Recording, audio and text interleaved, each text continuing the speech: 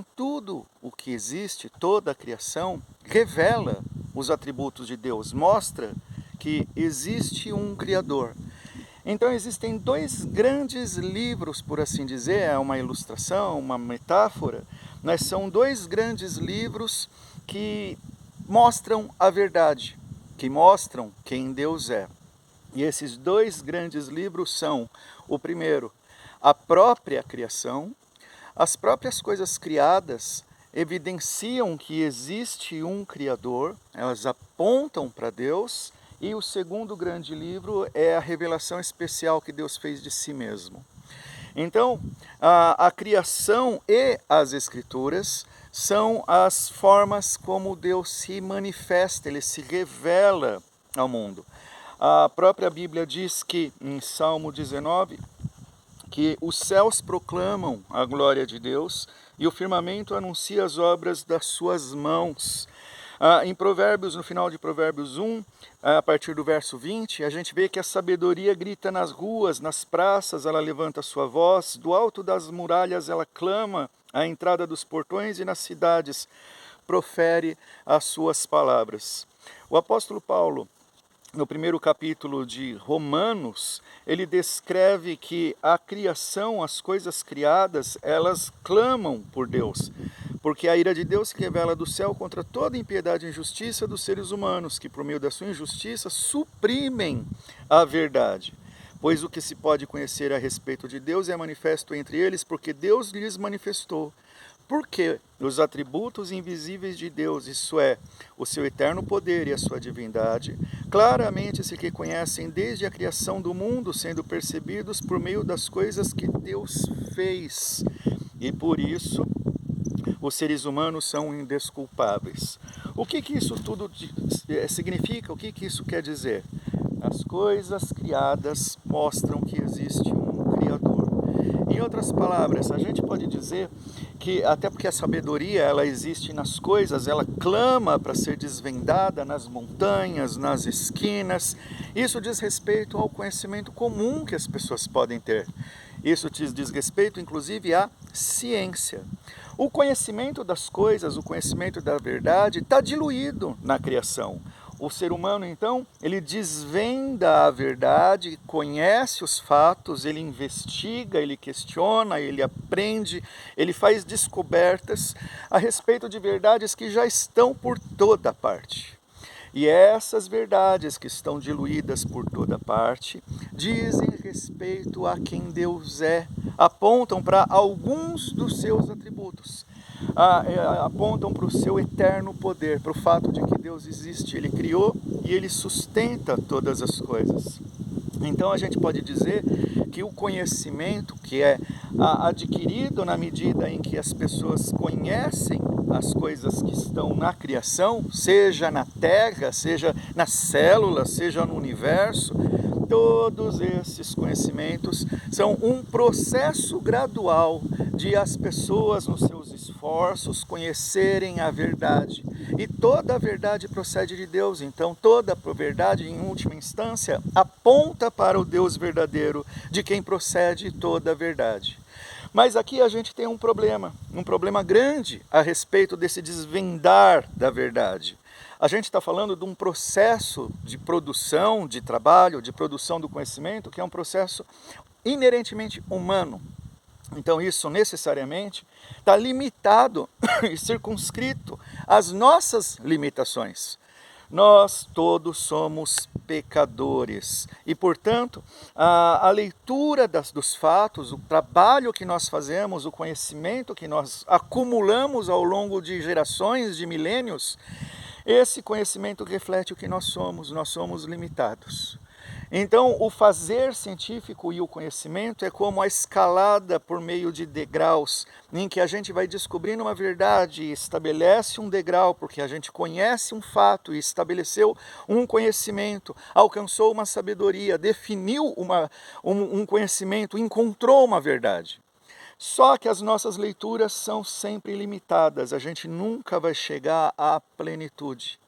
É como se estivéssemos subindo uma montanha e construindo degraus para fazer isso. E como nós somos limitados, muitas vezes quando a gente constrói um degrau, depois constrói o segundo, no terceiro a gente descobre algumas coisas que nos obriga a fazer uma revisão de tudo que foi construído antes.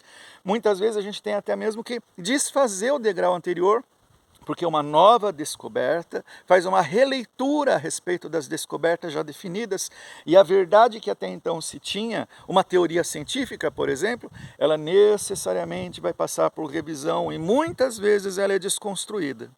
Além disso, o fazer científico, a produção do conhecimento, necessariamente, no caso de fazer ciência, ela é maculada também não só pelas limitações de quem faz a ciência, de quem produz o conhecimento. Ela também é maculada porque normalmente o investidor, o financiador do fazer científico, da pesquisa, ele corrompe o processo porque ele quer ter determinados resultados. Então, a produção do conhecimento, a investigação, ela é maculada muitas vezes por interesse. E tem um terceiro elemento também que macula o nosso conhecimento das coisas por meio do acúmulo de conhecimentos, do fazer científico, um trabalho inerentemente humano. É o fato de que com a queda, não só o homem foi degenerado, corrompido, prejudicado pelo pecado.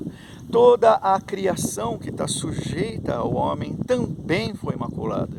Então as coisas, ainda que Deus tenha criado e sustente todas as coisas criadas, essas coisas não são mais como eram originalmente. O caos entrou na criação. Então as coisas também se corrompem, as coisas também são maculadas. Então, apesar de nós podermos adquirir conhecimento investigando as coisas, esse conhecimento nunca será pleno. Então nós não temos como alcançar o topo da montanha através da construção dos nossos degraus.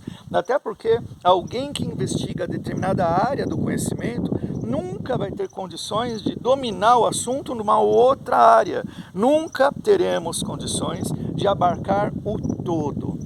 E aí agora eu vou falar sobre o segundo grande livro da verdade que revela quem Deus é. Deus inverteu o processo. Através do conhecimento do homem, que é o conhecimento das coisas comuns, a investigação da criação e da natureza, nós construímos conhecimento. E esse conhecimento aponta para verdades a respeito de Deus, mas nunca o revela completamente. Porque nós não chegamos na montanha. O trabalho que nós fazemos é o de construção e reconstrução de degraus.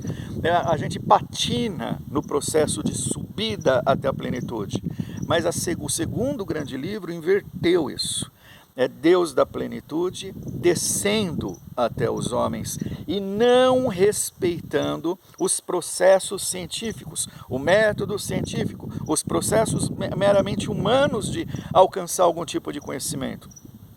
Então Deus, da plenitude, do alto dessa montanha, que é a plenitude da verdade, o conhecimento de todas as coisas que aponta para quem Deus é, Deus de lá revelou a sua verdade, revelou quem Ele é, e isso são as Escrituras, e mais especificamente, essa auto-revelação de Deus, ela é descrita quando, então, é descrito quem é Jesus Cristo. É o próprio Deus encarnado, Deus do alto, da sua glória, da sua plenitude, da grandeza do seu ser, reduziu-se à nossa humanidade, fez-se homem. No princípio era o Verbo, e o Verbo estava com Deus, o Verbo é a palavra de Deus, e o Verbo era o próprio Deus. Ele, o texto está se referindo a Jesus, estava no princípio com Deus, todas as coisas foram feitas por Ele, e sem Ele nada do que foi feito se fez. Em Hebreus, a gente lê também uma descrição sobre o Senhor Jesus Cristo, que diz assim: antigamente Deus falou muitas vezes de muitas maneiras aos pais pelos profetas, a maneira como Deus falava pelas Escrituras, mas nesses últimos dias nos falou pelo Filho. Então o autor do texto sagrado se refere à encarnação do Senhor Jesus e ao seu ministério nesse mundo. Então Deus falou pelo seu Filho, a quem constituiu o herdeiro de todas as coisas e pelo qual também fez o universo. O Filho, que é o resplendor da glória de Deus e a expressão exata do seu ser, e sustentando todas as coisas pela sua palavra poderosa, depois de ter feito a purificação dos pecados, assentou-se à direita da majestade nas alturas. Ele é, então, o resplendor da glória de Deus, a expressão exata do ser de Deus. Na pessoa do Senhor Jesus Cristo, no que ele fez aqui nesse mundo, no que ele ensinou, na obra da cruz, no holocausto de si mesmo, quando ele se ofereceu em sacrifício para a salvação de pecadores, nele nós temos a plenitude de Deus revelado, a manifestação exata de quem Deus é. Nele nós temos a manifestação da verdade no seu estado pleno. Todas as coisas dizem respeito a Ele, porque Ele é o Criador de todas as coisas, e na criação Ele deixou como se fossem pistas, marca registrada, indícios de quem o Criador é. Mas note, embora toda a criação aponte para o Criador e aponte para a verdade, e a verdade esteja diluída em todas as coisas criadas, criação e Deus são coisas distintas. Então, embora todas as coisas sejam portadoras da verdade, elas não são fragmentos de Deus, não são partes de Deus, elas apontam para Deus, mostram que existe uma verdade soberana e absoluta que deve ser buscada por todos nós e alcançada em Cristo. Então, mais uma vez, sobre esses dois grandes livros da criação, sobre a verdade, a criação, as coisas criadas e a revelação especial de Deus, as Escrituras personalizadas na pessoa do Senhor Jesus Cristo. Esses dois grandes livros apontam para quem Deus é. O primeiro, no âmbito da graça comum, em que as pessoas podem desvendar fragmentos da verdade, mas nunca, jamais podem chegar à plenitude. O segundo diz respeito à plenitude, que não depende do que a gente faça, mas que depende exclusivamente do que Cristo fez. E então, esses são os dois grandes livros da verdade. Somente por meio de Cristo nós alcançamos a plenitude das coisas que a criação apenas apontam. Que Deus abençoe a todos.